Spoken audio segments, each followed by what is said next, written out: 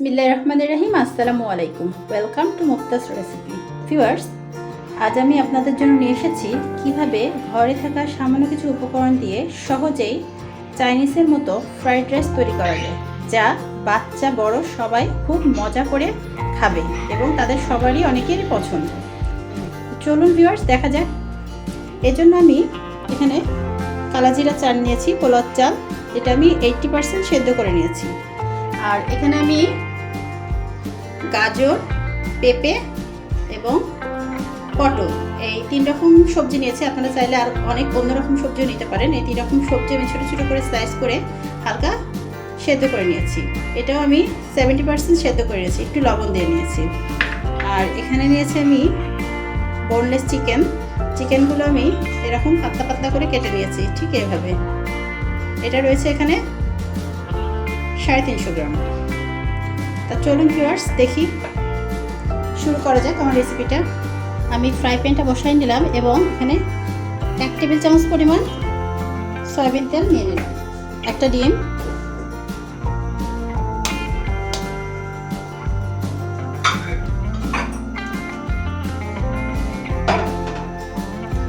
সামান্য একটু লবণ দেব, 1 চিমটি লবণ,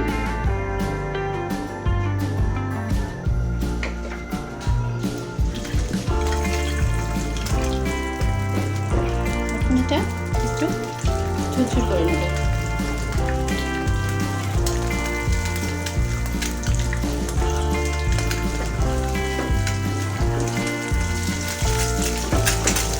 এটা কমপ্লিট। এখন চুলার ফ্লেমটা বন্ধ করে দেবো। এখানে এক সাইডে রেখে দেবো। এই তো আমি আর একটা ফ্রাই প্যান বসিয়ে নিলাম এবং এতে তেল নিয়ে নিচ্ছি, সয়াবিন তেল। এখানে রয়েছে 2 টেবিল চামচ। এটা তেলটা গরম হয়ে গেছে। আমি এখন স্লাইস করা রসুন ছেড়ে দেবো।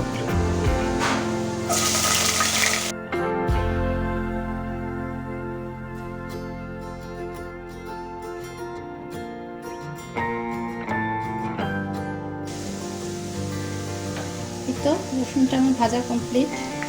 এখন বাদবাকি মশলা আমি অ্যাড করবো। আমি ফার্স্টে আগে সামান্য লবণ দিয়ে নিব। সামান্য লবণ দিয়ে নিলে মশলাগুলো আর ছিটবে না। এবার আমি দিব 2 টুকরো এলাচ। এলাচের মাথাটা যে জাস্ট একটু কাটিয়ে দেবো।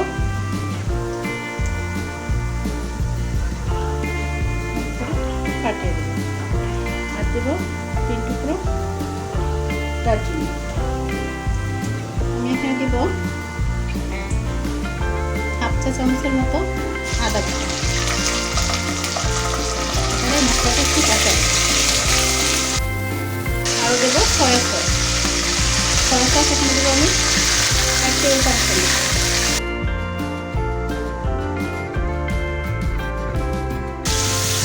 একটু কষানো হয়ে গেলেই আমি যে চিকেনগুলো প্রসেস করে রেখেছি এই চিকেনটা দিয়ে দেবো।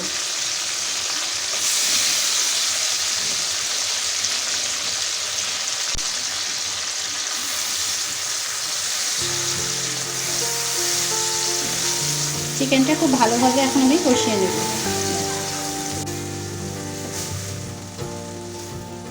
এখন আমি অ্যাড করব গোলমরিচের গুঁড়া। এখানে 1/2 চা চামচের মতো রয়েছে। লবণ ফার্স্টে দিয়েছি সামান্য পরিমাণ, সেজন্য এখন আর একটু লবণ দিলাম।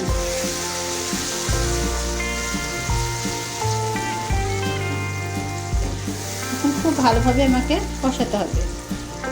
এই কষাতে কষাতেই চিকেনগুলো গলে যাবে। এখন আমি আরেকটু নেড়ে চেড়ে ঢেকে দেব। এখানে আমি কোনো পানি অ্যাড করব না। এখানে চিকেন থেকে যে পানিটা বেরোবে সেটা দিয়েই চিকেনটা গলে যাবে, সুন্দরভাবে সেদ্ধ হয়ে যাবে। এখন ঢেকে দেব।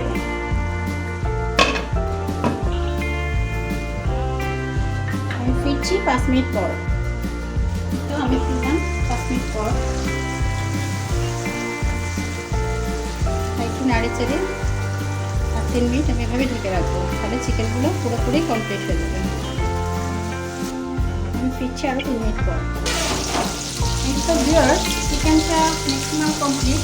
এখন আমি এর সাথে অ্যাড করবো যে সবজিটা অর্ধেক সেদ্ধ করে রেখেছিলাম, সেই সবজিটা আমি এর সাথে অ্যাড করে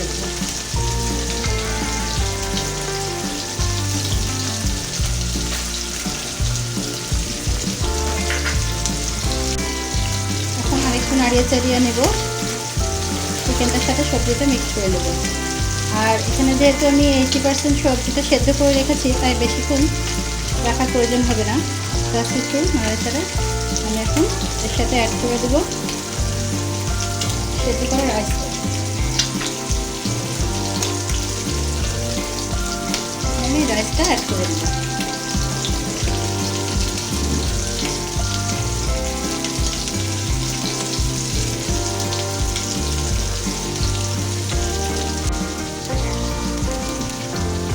এই তো এবার রাইসগুলোর সাথে ভালোভাবে বাকি উপকরণগুলো মিক্স করে ফেলবো।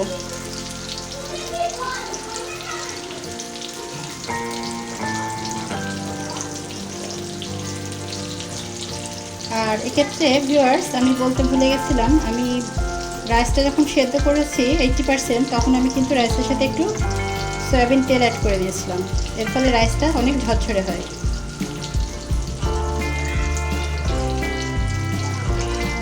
আর এক্ষেত্রে আমি এখনও কোনো সল্ট ইউজ করিনি, কারণ যেহেতু চিকেন কষানোর সময় আমি সল্ট দিয়েছি, প্লাস সয়া সসেও যথেষ্ট পরিমাণ সল্ট থাকে।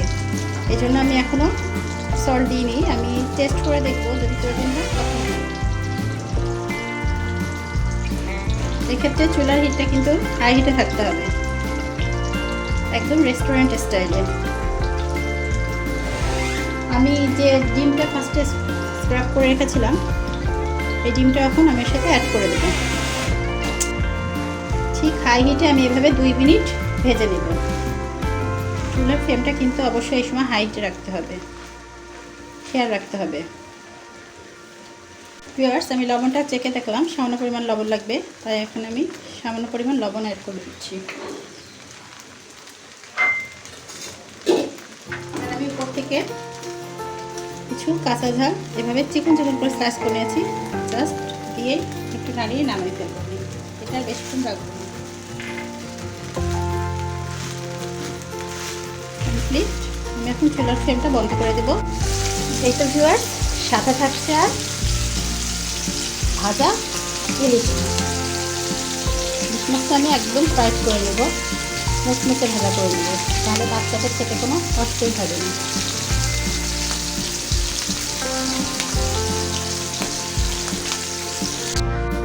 এই তো ভিউয়ার্স, হয়ে গেল আমার মজাদার হোমমেড ফ্রাইড রাইস, সাথে মজাদার ভাজা ইলিশ মাছ আর কিছু সালাদের আইটেম।